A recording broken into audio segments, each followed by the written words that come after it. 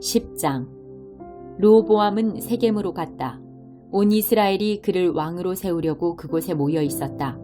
당시 솔로몬을 피해 이집트에 숨어있던 여로보암은 솔로몬이 죽었다는 소식을 듣고 돌아왔다.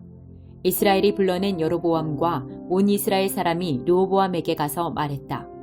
왕의 아버지께서 등골이 휘도록 우리에게 일을 시켜 삶이 아주 고달팠습니다. 이제 좀 쉬게 해주시고 우리의 짐을 가볍게 해주시면 우리가 기꺼이 왕을 섬기겠습니다. 르호보암이 말했다.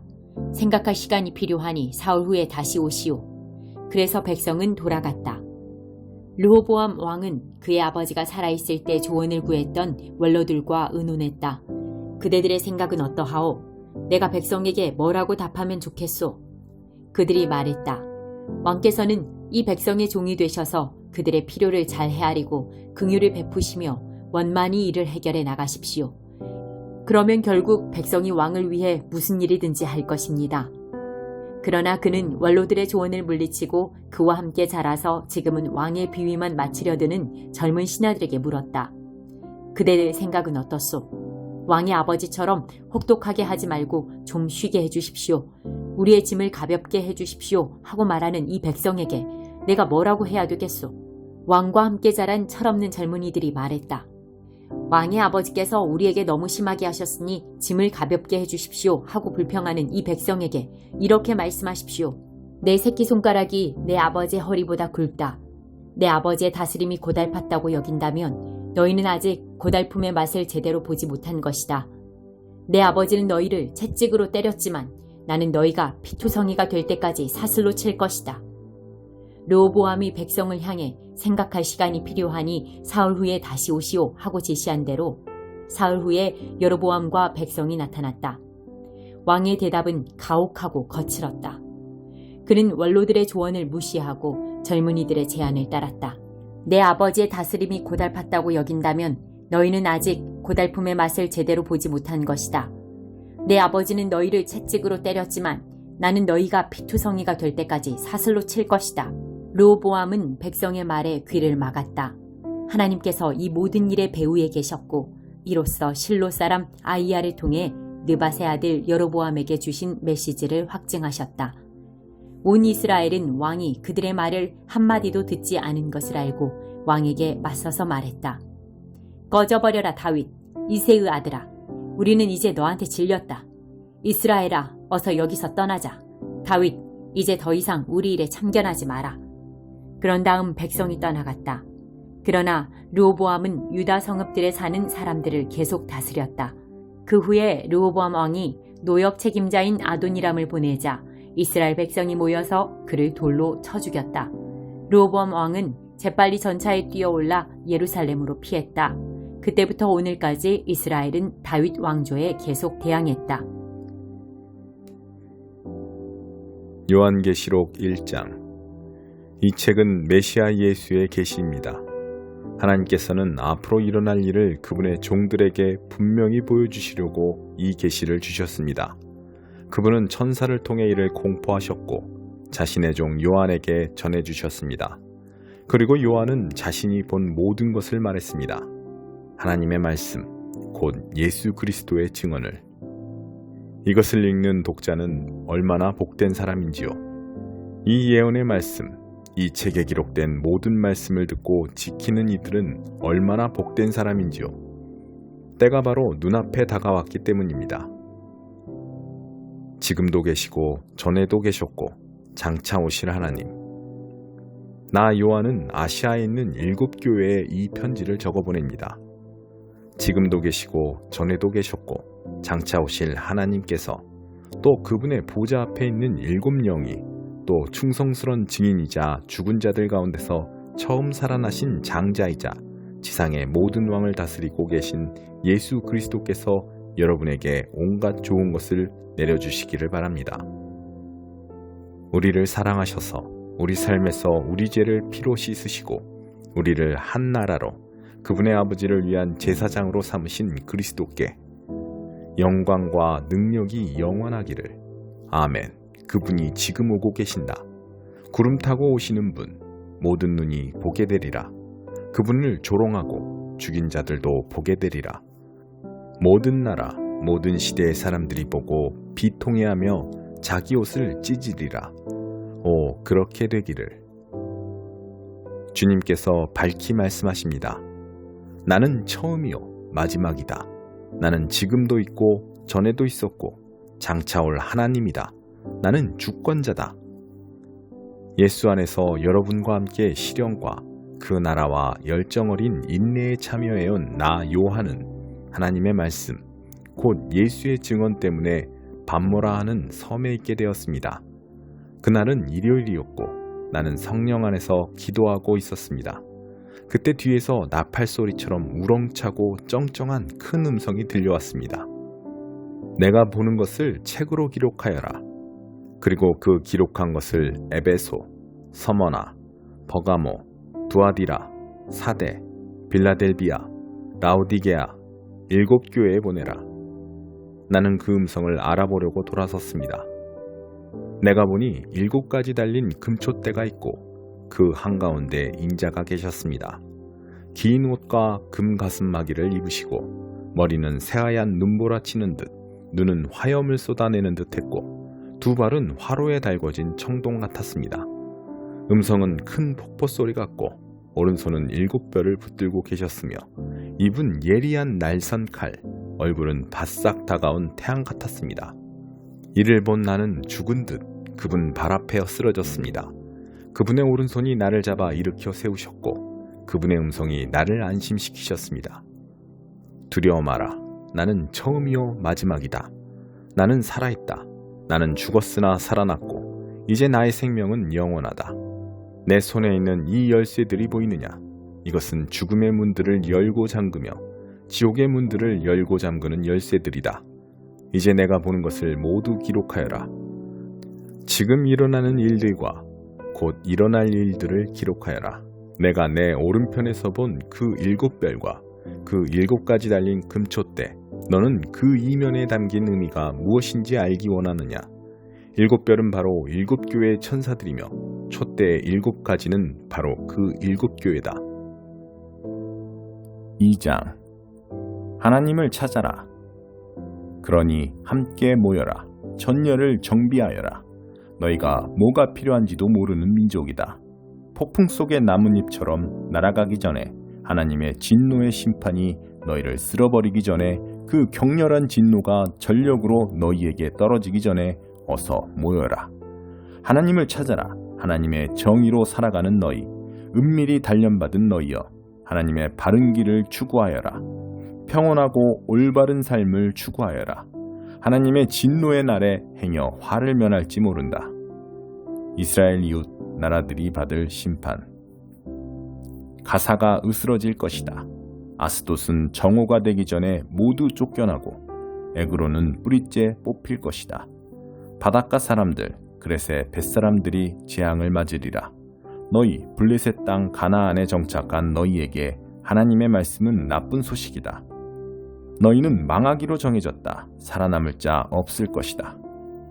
벳사람들의 땅이 목초지가 되고 목양과 양들의 땅이 될 것이다. 유다 가문 중에 남은 자들이 그것을 차지하여 날마다 바다 옆 땅에서 양을 치고 저녁이 되면 아스글론에 있는 집으로 돌아가 잠잘 것이다. 그들의 하나님께서 그들을 돌봐주시리라. 그분께서 모든 것을 전처럼 좋게 만들어 주시리라. 내가 모압의 그 악독한 조롱소리, 암몬이 내뱉은 비웃음 소리를 들었다. 그들이 잔인한 말로 내 백성을 깔아뭉개고 이스라엘의 국경에서 으스댔다. 그러므로 나 살아있는 하나님이 스스로 맹세하여 말한다. 만군의 하나님, 곧 이스라엘의 하나님께서 말씀하신다. 모압은 소돔처럼 망하고 암몬은 고무라처럼 유령 도시가 되리라. 모압은 돌밭이 되고 암몬은 불모의 땅, 영원한 황무지가 될 것이다. 내 백성 가운데 남은 자들이 그들을 끝장내고 그들을 뿌리째 뽑아 없애버릴 것이다.